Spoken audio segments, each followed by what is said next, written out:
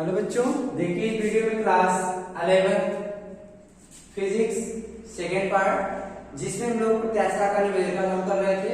इसके बाद आज हम लोग देखते हैं इसके बाद अगला क्वेश्चन क्या है कि किसी तार पर 1.5 किलोग्राम भार लटकाने पर उसकी लंबाई में वृद्धि 1% होती है तो तार में रेखीय विकृत ज्ञात कीजिए। तो तार में रेखीय विकृत ज्ञात करना है। तो तार में रेखीय विकृत क्या होता है? तार का रेखीय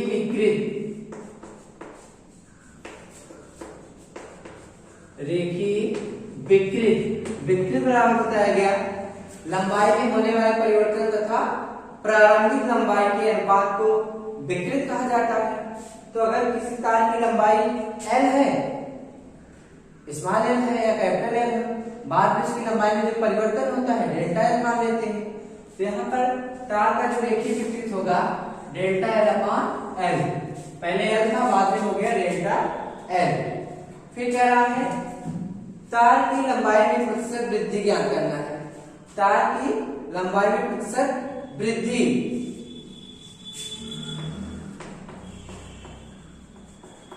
तार की लंबाई में प्रतिशत वृद्धि, तार की लंबाई में प्रतिशत वृद्धि। तो देखिए प्रतिशत वृद्धि जब कहा जा रहा है इसका मतलब रेखीय विकृत डेल्टा L अपॉन L है। जब प्रतिशत वृद्धि कहा जाएगा इसी में गुणा कर देंगे तो आपका हो जाएगा डेल्टा L अपॉन L गुणे 100। और ये कितना दिया गया है? 1% कह रहा है, इसका मान है 1%। तो तार में रेखीय विकृत ज्ञात कीजिए। तो इसका मतलब डेल्टा L अपॉन L ज्ञात करना है हमें।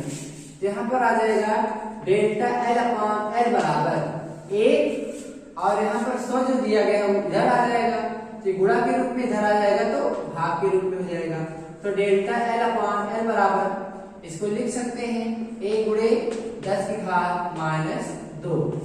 ये हो गया आपका रेखीय विकृत। अब इसके बाद देखते हैं अगला क्वेश्चन। एक छोटा क्वेश्चन था,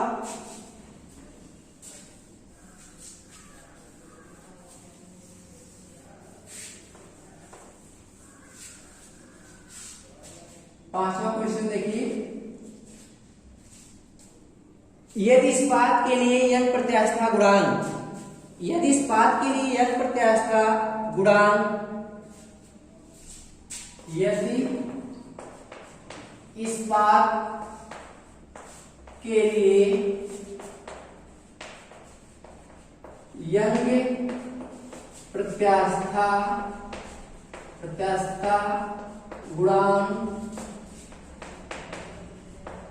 2 गुणे 10 की घात 11 न्यूटन प्रति मीटर स्क्वायर है तो 2 मीटर लंबे और 1 मिलीमीटर व्यास के, तो 2 मीटर लंबे और 2 मिलीमीटर व्यास के, 2 मिलीमीटर व्यास के इस्पात के तार में कितना द्रव्यमान लटकाएं। इस्पात के तार में, इस्पात के तार में कितना द्रव्यमान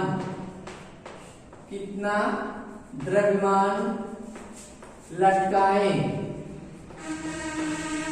कितना द्रव्यमान लटकाएं कि तार की लंबाई 1 मिलीमीटर बढ़ जाए, कि तार की लंबाई 1 मिलीमीटर बढ़ जाए। ठीक, यदि इस्पात के लिए यंग प्रत्यास्था गुणांक 2 गुणे 10 की घात 11 न्यूटन प्रति मीटर स्क्वायर है तो तार 2 मीटर लंबे और यहाँ पर 1 मिलीमीटर है, 1 मिलीमीटर व्यास के इस्पात के तार में कितना द्रव्यमान लटका है कि तार की लंबाई 1 मिलीमीटर बढ़ जाए।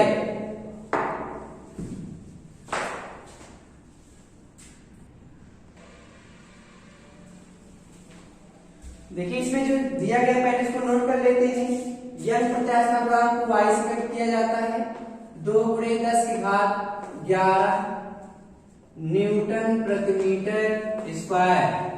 2 मीटर लंबे लंबाई n बराबर दिया गया है 2 मीटर। 1 मिलीमीटर व्यास है तो त्रिज्या कितनी हो जाएगी r बराबर 1/2 तो इसका 0.5 और मिलीमीटर में इसको मीटर में चेंज करेंगे तो हो जाएगा 10⁻³ मीटर। तार की लंबाई मतलब लंबाई में वृद्धि होती है तो इस मान लेते हैं 1 मिलीमीटर तो 1 × 10⁻³ कह रहा है द्रव्यमान निकालना है यम का मान। तो हम लोग जानते हैं यंग प्रत्यास्थ गुणांक बराबर होता है यंग प्रत्यास्थ गुणांक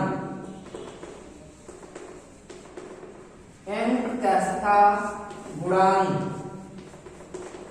y बराबर होता है प्रतिबल बटे विकृत।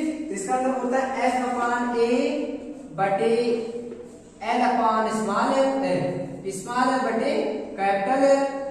तो y बराबर हो जाएगा F × कैपिटल L बटे AL एक होता है। और यहां पर देखिए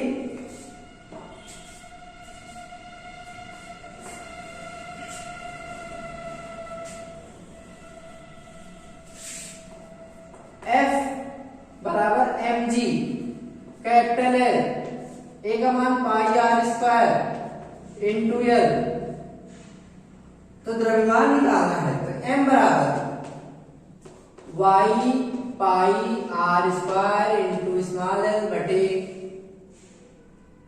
क्या हो जाएगा g × l। यहां पर सभी का मान रख देना है। m बराबर y का मान 2 × 10⁻11 पाई का मान 3.14 r का मान अभी निकाला गया था 0.5 × 10⁻³ इसका वर्ग। l का मान है 1 × 10⁻³ g का मान 9.8 रख देते हैं और लंबाई 2। इसी को हल करना है। इसको सरल करने पर देखिए कितना आएगा। तो यहां पर देखिए थोड़ा सरल कर देते हैं। m बराबर 2 × 10⁻11 × 3.14 यहां पर हो जाएगा 0.5 × 0.5 × 10⁻6 × 10⁻³ और यहाँ पर 9.8 × 2 से 2 एक कट जाएगा। m बराबर 3.14 गुणे इसको लिख सकते हैं 5 × 10⁻⁻1 5 × 10⁻⁻1 इसको भी लिख सकते हैं 5 × 10⁻⁻1 या आप लिख सकते हैं 25 × 10⁻²2 25 × 10⁻²2 और यहाँ पर 10⁻⁹ बटे में यहाँ पर 9.8। अब देखिए m बराबर 3.14 × 25 × 10⁻11 बटे 9.8। तो m बराबर इसी को सरल करना है तो m बराबर देखिए कितना आएगा। m बराबर लगभग आएगा इसको जब आप सरल करेंगे 8 किलोग्राम। m बराबर 8 किलोग्राम पूरा करके देख लेना। देखिए 3.14 × 25 करेंगे तो यहाँ पर आ जाएगा 5 और 20 5 एकम 5 2 7 फिर 5 तिहाई 15 2 चौक 8 2 एकम 2 2 तिहाई 6, 5 2 7, 1 8, 7 आपका आ गया 7 8 5 0 गुणे 10 की घात 11 माइनस 11 बटे 9.8 है। 9.8 मतलब यहाँ पर 10 से गुणा होगा, 10 से भाग कर दिया गया, तो एक जीरो यहाँ पर और आ गया। ठीक, तो यहाँ पर जब आ जाएगा इसको हम लोग भाग करेंगे 98 से, देखिए 78,500 भाग करते हैं इसमें किससे, 98 से। देखिए 8 बार जाएगा, 9 बार ले जाएंगे, 9 देखिए 8 बार ले जाएंगे तो 8 है 64, फिर 8 9 72, 72 6 78, तो 5 से 4 घटा दिए, कट गया 0 0 लगभग, फिर यहाँ पर 0 बढ़ाएंगे या हाँ, फिर आ जाएगा यहाँ पर 81, तो 98, फिर घटा देंगे 2 दशमलव ऐसे ले जाएंगे तो लगभग आएगा 81 दशमलव कुछ, और यहाँ पर दिया गया 10 की घात -11। जब इसको हम सरल करेंगे यहाँ पर आपका आ जाएगा 10 की घात -11 जो है वो चेंज हो जाएगा, लगभग आपका बचेगा 8 दशमलव कुछ।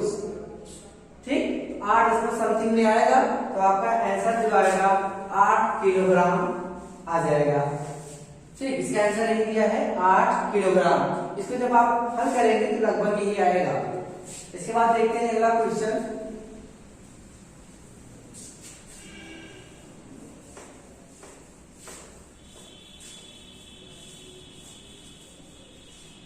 देखिए अगला क्वेश्चन क्या है, एक धात के तार की त्रिज्या, एक धात के तार की त्रिज्या,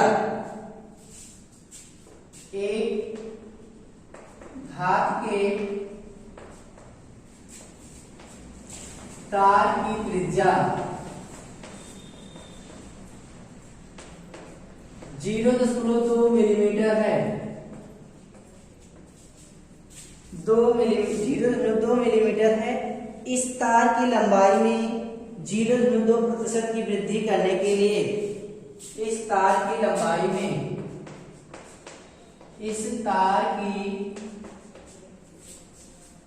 लंबाई में 0.2% की वृद्धि करने के लिए, 0.2% की वृद्धि करने के लिए कितने बल की आवश्यकता होगी? वृद्धि करने के लिए कितने बल की आवश्यकता होगी? कितने बल की आवश्यकता होगी? देखिए एक क्वेश्चन है, एक बार फिर से देख लेते हैं। एक धात के तार की त्रिज्या 0.2 मिलीमीटर है। इस तार की लंबाई में 0.2% की वृद्धि करने के लिए कितने बल की आवश्यकता होगी? तो इसमें R का मान दिया गया है और इसमें लंबाई में प्रतिशत वृद्धि कह रहा है। L/L कितना दिया गया है? 0.2%। तो 0.2% दिया गया है, उसको हम लोग चेंज कर देंगे प्रतिशत में। इसके बाद F का मान निकालना है। F का मान N प्रत्यास्था गुणांक से निकाल देंगे। देखिए त्रिज्या R बराबर दिया है 0.2 मिलीमीटर, इसको लिख देते हैं 0.2 10⁻³ मीटर। लंबाई में, इस तार की लंबाई में 0.2% की वृद्धि, इसका मतलब डेल्टा L/L बराबर दिया गया 0.2%। और R का मान हो गया। बल निकालना है, देखिए पहले N प्रत्यास्था गुणांक से, N प्रत्यास्था गुणांक किसके लिए दिया है? धात के लिए। देखिए इसमें प्रत्यास्था गुणांक दिया गया है 9 × 10⁻11 दिया गया है। N प्रत्यास्था गुणांक का मान 9 × 10⁻ घात 11 न्यूटन प्रति मीटर स्क्वायर ये दिया गया है। तो y बराबर हो जाएगा F अपान A बटे डेल्टा L अपान L। तो y बराबर F L A into delta L। F का मान निकालना है तो F बराबर y इंटू A गुणे डेल्टा L अपान L इतना है, ठीक। और इसमें 0 तो जो दिया गया इसको चेंज कर देंगे, 10/100 कर देंगे।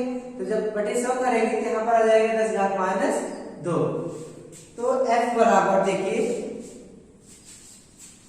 F बराबर मान रख देते हैं 9 गुणे 10 की घात 11 गुणे A का मान मतलब पाई आर स्क्वायर, पाई का मान 3.14, आर का मान 0.2 गुणे 10 की घात माइनस 3 का वर्ग बटे में आपका बच रहा डेल्टा एल अपान एल। तो डेल्टा एल अपान एल का मान 0.2% है, तो 0.2% को 100 से भाग करेंगे तो आपका आ जाएगा 0.2 गुणे 10 की घात माइनस 2, या इसको लिख सकते हैं 2 गुणे 10 की घात माइनस 3, 2 गुणे 10 की घात माइनस 3। तो यहाँ पर आ जाएगा आपका सब गुणा के रूप में हो जाएगा 2 गुणे 10 की घात माइनस 3। अब गुणा करते हैं, F बराबर 9 गुणे 3.14 गुणे 2। अब यहाँ पर देखिए 0.2 गुणे 0.2 यहाँ पर हो जाएगा 4 गुणे 10 की घात माइनस 2 गुणे 10 की घात माइनस 6 गुणे 10 की घात माइनस 3। तो F बराबर 9 गुणे 8 गुणे 3.14 गुणे 10 की घात माइनस 2 10 की घात माइनस 3 और यहाँ पर तो आ जाएगा 10 की घात माइनस 11। तो F बराबर कितना आएगा, F बराबर इसमें आपको गुणा कर देना है। तो देखिए गुणा करेंगे कितना आएगा, लगभग 972 गुणे 3.14 गुणे 10 की घात माइनस 11। इसको गुणा करने पर आ जाएगा आपका 22.6 न्यूटन। आप लोग गुणा कर लेंगे तो यहाँ पर देखिए गुणा करने पर आ जाएगा F बराबर 22.6 न्यूटन। और ये F है मतलब बल, इसलिए बल का जो मात्रक होगा न्यूटन आएगा। तो यहाँ पर देखिए 22.6 जो लिखा गया है इसका मतलब ये नहीं कितना ही आएगा, यहाँ पर 10 की घात माइनस 11 पहले से लिखा गया है। यहाँ पर जब आप गुणा करेंगे तो लगभग 226 या और कुछ दशमलव में आ जाएगा यहाँ पर ऐसे। लेकिन जब इस दशमलव को हम लोग यहाँ लेकर आएंगे तो प्लस के साथ आ जाएगा।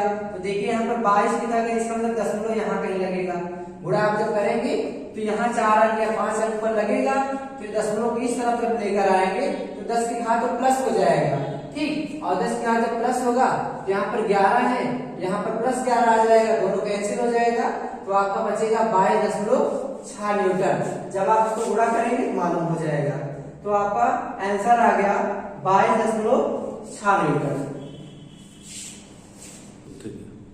देखिए बच्चों, आपको लगभग आज इस वीडियो में 3 क्वेश्चन बताया गया है। इसके पहले भी हम आपको 3 या 4 क्वेश्चन बता चुके हैं। आपके पास जो भी बुक होगा उसमें से जो क्वेश्चन आप हल कर सकते हैं इसको हल करेंगे। इसके बाद जो क्वेश्चन नहीं आएगा उसको हम आपको बता देंगे। ठीक, इस वीडियो में इतना ही। तब तक के लिए धन्यवाद।